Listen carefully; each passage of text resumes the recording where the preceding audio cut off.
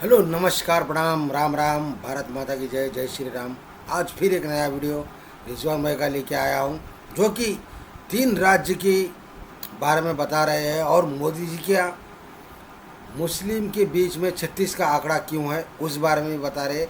तो हम वीडियो शुरू करते हैं ज़्यादा बात किए बिना। तो चलो वीडियो के ऊपर चलते हैं।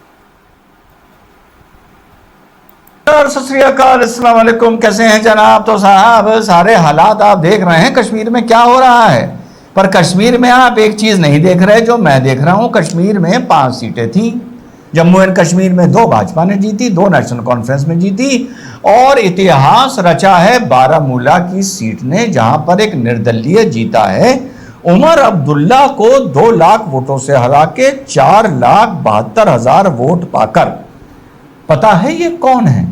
इसका नाम है इंजीनियर रशीद। ये तिहाड़ में 5 साल से टेरर फंडिंग और टेरर एक्टिविटी में इन्वॉल्व होने की वजह से बंद है। तो साहब जब बारामूला की बात हो रही थी चुनाव के दिन, तो लोग कह रहे थे कि साहब देखिए ये जो वोटर टर्नआउट, क्योंकि उस टाइम वो समझ रहे थे कि उमर अब्दुल्ला जीत रहे हैं, कि ये जो वोटर टर्नआउट हो रहा है ये ऐतिहासिक है और ये कश्मीर में लोकतंत्र की जीत है।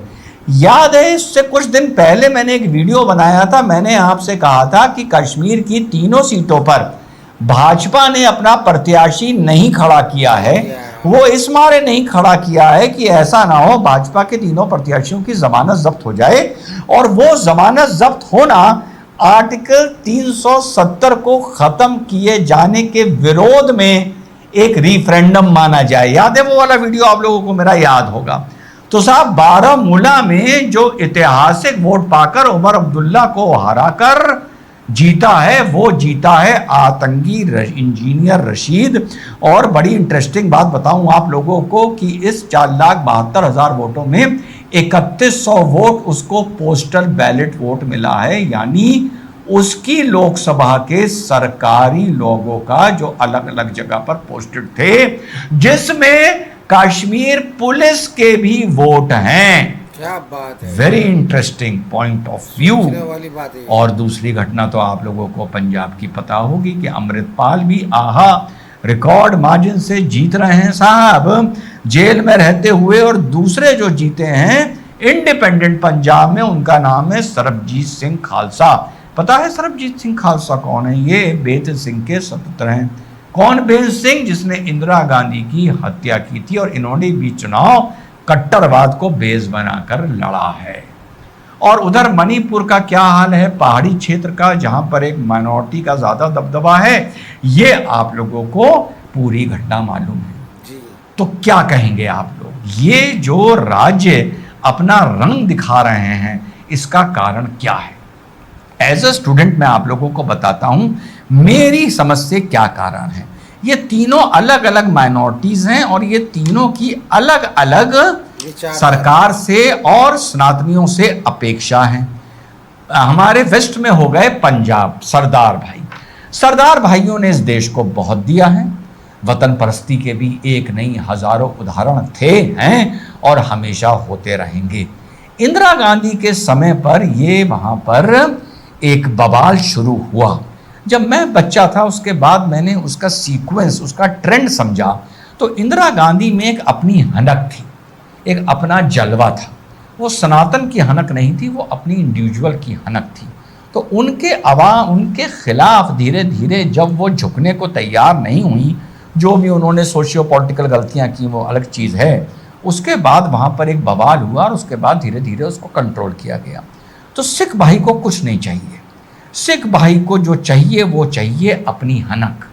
सिख भाई जो कई 100 साल से एक मेडल, एक तंगा अपने सीने पर लेके चल रहा है कि मैं भारत का रक्षक हूँ, मैं सनातन का रक्षक हूँ, उसे वही जलवा, वही हनक और वही कद चाहिए। जब मोदी जी ने 2014 के बाद सनातन का रिवाइवल बतौर सनातन करने की कोशिश करी कि सनातन अपना ही रक्षक होगा, अपनी सुरक्षा खुद करेगा, अपना भगवा, अपनी हनक, वहां से कुछ हमारे जो एग्रेसिव सिख भाई हैं वो अनकंफर्टेबल होना शुरू हुए। चिढ़ और नफरत तो होनी चाहिए थी कांग्रेस से, लेकिन कांग्रेस ने उसके बाद बैकफुट पर खेला, डोसाइल होकर खेला और धीरे धीरे काफी हद तक सिख समुदाय को पंजाब में जीतने में कामयाब हुए, कम से कम बीजेपी की तुलना में। तो जब ये देश आजाद हुआ और बंटवारे के बाद एक नया संविधान आया, एक नया निजाम आया और एक नया जीने का तरीका लिखा गया, तो उसमें एक चीज थी जिसको कहीं मेंशन नहीं किया गया था, लेकिन वो सबको पता थी, और वो चीज थी कि इस देश में अकलियत की, माइनॉरिटी की हनक बहुसंख्यक से ज्यादा होगी। इस देश में ये माना गया था कि देश का जो बहुसंख्यक है वो बड़ा डोसाइल होगा, बड़ा टिमिड होगा, बड़ा गलबिल होगा, बड़ा एडजस्ट करने वाला होगा, बड़ा शांति प्रिय होगा, ये माना गया था। और उसी तरह सब अपने अपने हिसाब से खुश चल रहे थे।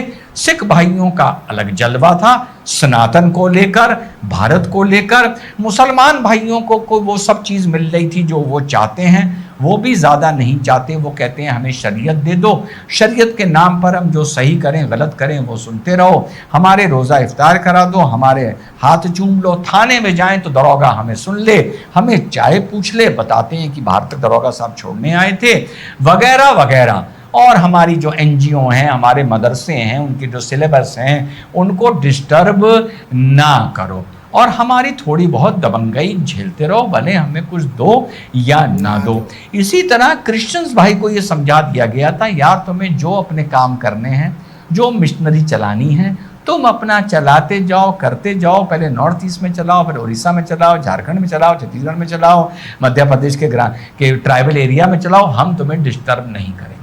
तो मोटा मोटा ये इस देश का वर्किंग पैटर्न तैयार हुआ था, जहां पे सनातन टिमिड रहेगा, डोसाइल गलेबल रहेगा, हल्का दबा हुआ रहेगा, और अलग अलग डिमांड्स को लेके ये जो अकलियत हैं उस पर अलग अलग तरीकों से हावी रहेंगी। मोदी जी ने आकर जो भगवा पहना, भगवा उठाया, और ये जो जलवा आया, ये जो रिवाइवल आया, उसकी वजह से माइनॉरिटीज अब आपके साथ, बहुसंख्यक सनातन के साथ एडजस्ट नहीं कर सकती हैं एक शर्त पर। आप अभी भी लाल किले पे खड़े होकर बोलते रहिए कि भारत के रक्षक सिख हैं, सनातन के रक्षक सिख हैं, सिख हमारे बड़े हैं, हम उनकी छत्रछाया में हैं। काफ़ी हद तक ये समस्या सॉल्व हो जाएगी। इंदिरा गांधी की टाइम पर भी इस बारे आई थी, क्योंकि इंदिरा जी ने भी हनक दिखाई थी, जैसी बात में हनक मोदी जी ने दिखाई। उधर मुसलमानों से आप कहते रहिए भैया अपनी शरीयत चलाओ, सही करो गलत करो, मदरसे करो, सिलेबस करो, सड़क पे नमाज पढ़ो, हम रोज़ा इफ्तार भी करेंगे, ये भी करेंगे, हज पे थोड़ी सी सब्सिडी दे देंगे, और तुम्हारा भौकाल थोड़ा बहुत मना रहेगा तो वो भी खुश हो जाएंगे। क्रिश्चियन से आप बोल दीजिए तो अपनी मिशनरी चलाते रहो, वो भी खुश हो जाएंगे। जब सनातन का एक रिवाइवल हुआ, एक अपराइजिंग हुई, बीइंग सनातन के बहुत हो गया, जब सनातन ने आंखें दिखाने लगी, स्तीन चढ़ाने लगी और सवाल पूछने लगा कि अब ऐसा नहीं ऐसा होगा, इसलिए ये रूट कॉज बना है जो मोर और लेस आप देखिए। इसका मतलब ये नहीं है कि जो मोदी के खिलाफ है वो देश के खिलाफ है, पहली बात बता दूं, लेकिन मोदी जी के खिलाफ आपको मोर और लेस ये तीनों माइनॉरिटीज आपको देखने को मिलेंगी, क्योंकि अब वो उस हिसाब से काम नहीं कर पा रही जिस हिसाब से आज़ादी के बाद उनको लगा था इस देश में एक गलेबल, एक टिमिड हिंदू के सामने बैठकर हम काम करेंगे। मोदी जी को मेरी ये राय है कि या तो भैया इस तरह की हरकतें करनी शुरू कर दो, या तो आप रोजा, ये कुछ नहीं होगा, तेरा सबका साथ सबका विकास, ये बेकार की बात है। मोदी जी यार मुझसे आप क्यों नहीं पूछते? मैंने तब भी बोला था बेकार की बात है। आप इस तरह नमाज़ें पढ़नी शुरू कर दो, रोज़ा इफ्तार करानी शुरू कर दो, लाल रेड फोर्ट पे खड़े होकर शरीयत की तारीफ करना शुरू कर दो, सरदार भाइयों को डिक्लेयर कर दो कि वही रक्षक हैं हमारे, वही उन्होंने भारत की रक्षा की है मुग़लों के टाइम से, वही आगे करते रहेंगे। क्रिश्चियंस को आप बोल दो कि आपकी मिशनरी से हम बहुत कुछ सीखते हैं, हमारे समाज ने बहुत सीखा है, हम मिशनरीज़ की मदद करेंगे, उनको फंड्स देंगे, तो देखो 7 दिन में सब ठीक हो जाएगा। लेकिन जब तक आप अपनी हनक दिखाते रहोगे और ये एक सनातन का रिवाइवल करते रहोगे, तब तक ये ठीक नहीं होने वाला। मोदी जी जितनी कोशिश करनी है करके देख लो। और गलती यहाँ पर बस ये हुई है कि ये जो रिवाइवल हुआ है ये आधा अधूरा हुआ है, पूरा हो गया होता तब भी कोई समस्या नहीं होती। समझ रहे हैं ना मैं क्या कह रहा हूँ? पूरा हो गया होता तब भी कोई समस्या नहीं होती, लेकिन ये आधा अधूरा हुआ है। अभी भी सनातनियों में ऐसे कम से कम 40-50% लोग हैं जो कह रहे हैं यार जैसे पहले चल रहा था ठीक चल रहा था, हमें क्या फ़र्क पड़ता है मिशनरी से, हमें क्या फ़र्क पड़ता है शरीयत से, हमें क्या फ़र्क पड़ता है अगर सरदार भाइयों का जलवा बना रहेगा, हम अपना काम कर रहे हैं, रोटी कमा रहे हैं, बच्चों को पढ़ा रहे हैं, अपना परिवार पाल रहे हैं, पेट पाल रहे हैं, चलने दो यार, ये ज़्यादा हमें ताएं तुम ये हूँ हाँ ये ऐसा ये नेगेटिविटी, ऐसा माहौल, वर्चस्व का लड़ाई और इसकी लड़ाई ये हमें पसंद नहीं है। तो इस विचारधारा के सनातनियों को, माइनॉरिटीज़ को उससे ऑक्सीजन मिलती है, उनको खाद पानी मिलता है।